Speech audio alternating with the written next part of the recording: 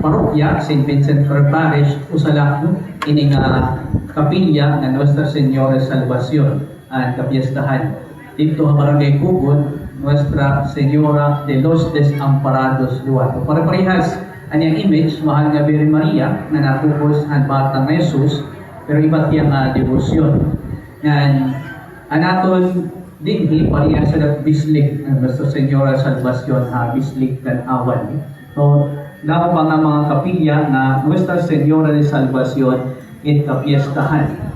At pagkarugsingon ni nga aton imahen nga devosyon niya nagpapasabot han dako nga papel naging pukyan ni Jesus ni Maria in role ni Maria didahan aton kataluwasan.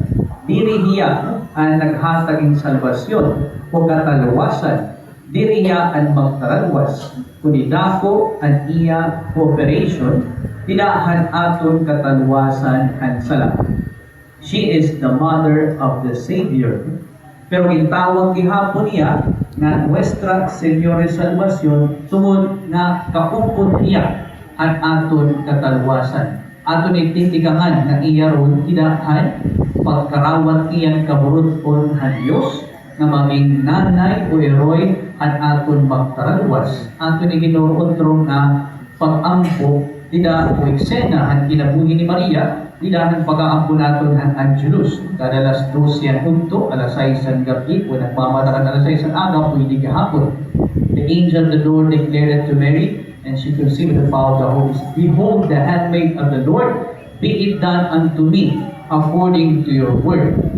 Ang ito ang baton ni Maria, be it done unto me, ang tinatawag na fiat. Aniya pag-yes o pagtakbo niyan kaburuton ng Diyos na maging heroy, maging nanay, anak ng Diyos, ang atong magtaralwas